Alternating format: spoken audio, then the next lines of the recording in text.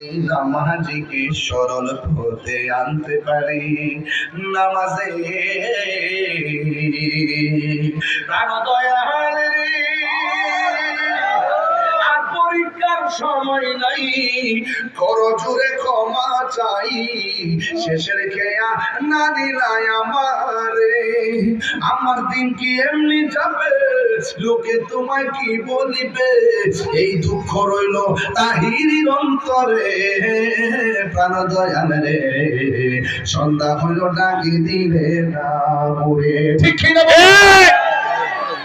সন্ধ্যা হইল ডাক দিলে না মোরে প্রাণ দয়াল রে সন্ধ্যা হইল ডাকি দিলে না মোরে প্রাণ দয়াল রে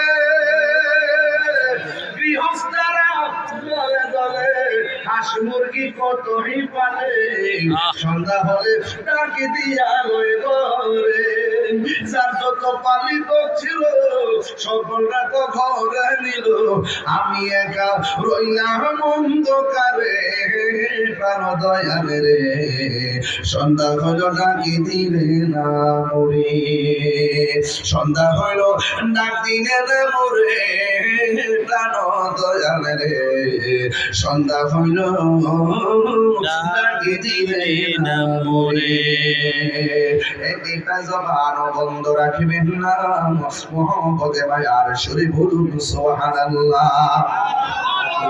আবার জিজ্ঞাসা করলাম নামাজের অবস্থা কি? নামাজ পড়ছি একমাত্র আমার রবকে সন্তুষ্ট করার জন্য। এবার তারে বলবে তুমি সামনে যাও। এই মন নামাজ আমরা চাই কি চাই না? আবার নবী বলেন ৫ ওয়াক্ত নামাজ যদি নিয়মিত পড়ে বান্দা সাধারণ বান্দা থেকে খাঁটি বান্দা হয়। আর ৫ ওয়াক্তের পাশাপাশি যারা আওয়াবিনের নামাজ পড়ে, ইশরাকের নামাজ পড়ে, চাশতের নামাজ পড়ে, যারা বেশি বেশি নফল ইবাদত করে, বান্দা থাকবে না, এদেরকে আমার আল্লাহ বন্ধু বানাইয়া নিবে। এরপরে নামাজ দিয়ে উত্তর সন্তোষ জবাব বলবে তোমরা সামনের কাজে যাও, ৩ কাজ শেষ হয়ে গেছে। এবার ডাক দিয়া বলে সম্পদ দিছিল আমার আল্লাহ, দিছিল কই বলছে সম্পদ দিছিল নি, দেওয়ার পরে দিবি তো দেয় নাই, রেকর্ড আছে না নাই? রেকর্ড আছে নি?